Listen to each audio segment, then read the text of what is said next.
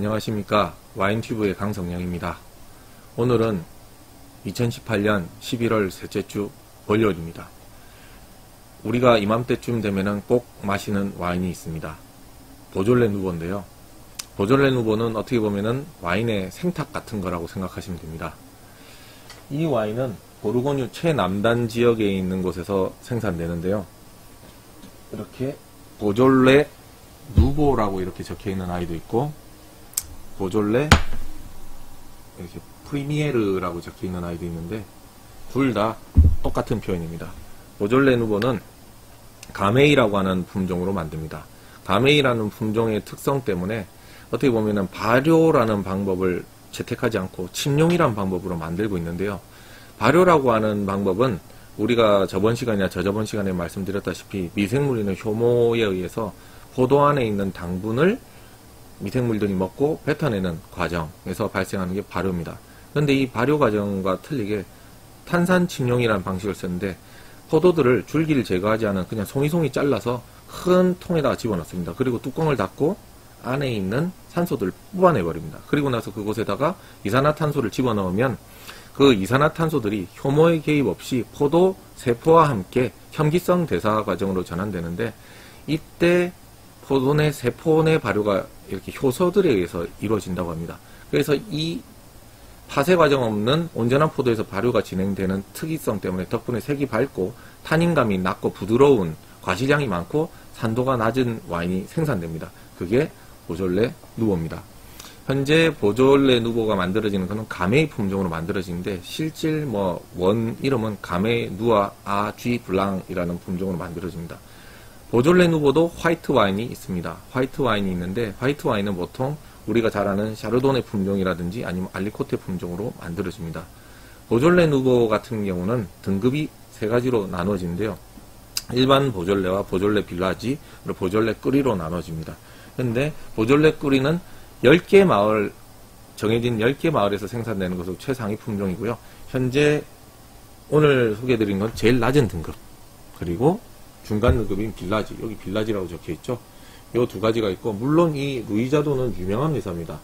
이 루이자도 같은 경우는 밑에 여기 중간에 프리미에르 루이자도 위에 넌 필터라고 되어 있는 아이가 있는데, 명품으로 따지면 블랙라벨급이죠.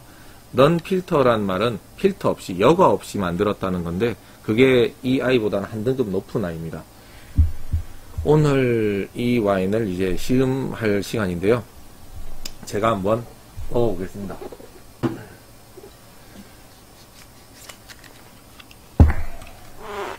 오늘도 어김없이, 물론 오늘은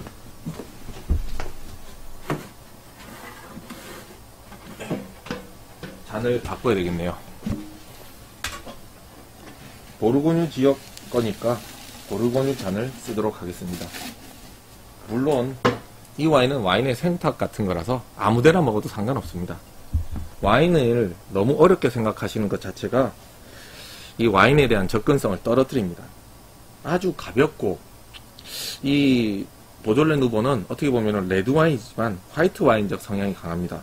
드시기 전에 약간의 칠링을 하고 나서 그 칠링한 온도가, 일반적으로 레드 와인을 마실 때는 상온에서 먹지만 약간 차가웠던 것이 좀 이렇게 칠링됐던 것이 약간 상온으로 찾아가는 그때쯤에 먹는 것이 가장 낫습니다.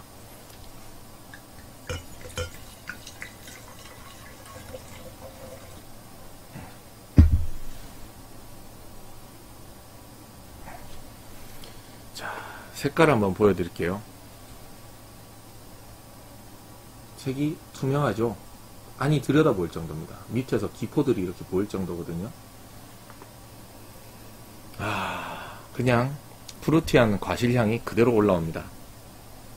물론 잔 자체가, 블랙타이 잔 자체가 향을 빨리 맡게 해주는 특징이 있습니다. 이렇게 볼이 크다 보니까 산수와 만나는 부분이 크거든요.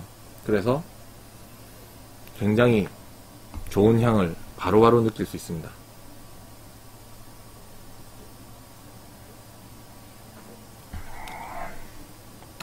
좋네요. 루비 색깔, 그리고 맑은 색깔인데요. 굉장히 좋은 향이 납니다.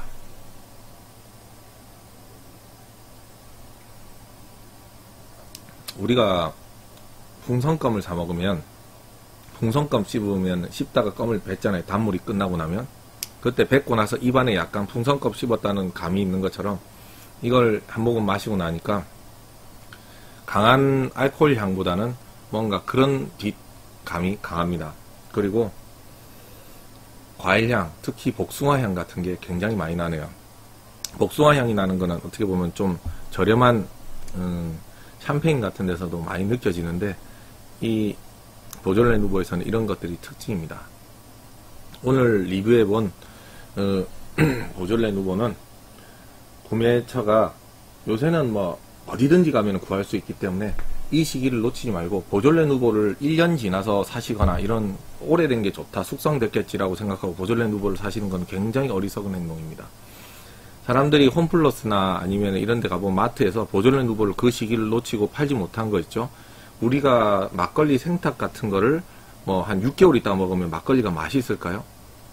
생탁이라는 생막걸리하고 똑같은 게 이겁니다. 그 시기를 놓치면 맛이 없어요. 가급적 좀 이 시기에 사서 빨리빨리 벌컥벌컥 마시는 가벼운 와인이라고 생각하시면 됩니다. 그리고 가격도 매우 저렴합니다. 거의 10,000원도 안 하는 아이들부터 시작해서 좀 비싼 아이들도 한 30,000원 선이면 구매할 수 있습니다. 물론 보졸레 끓이는 굉장히 뭐 조금 생각보다 싸다고 했는데 이렇게 생각할 수도 있습니다만은 보졸레 끓이는 우리나라에 많이 수입되지는 않습니다. 그리고 보졸레 특징상 당장 못 팔면은 큰 손해가 생기기 때문에 보졸레 끓이 같은 걸 대량으로 수입하지는 않고 있습니다. 자, 그러면 오늘 추천드린 보졸레 누보 지금 이 시기니까 꼭 한번 드셔보십시오. 오늘의 와인 방송을 마칩니다. 감사합니다.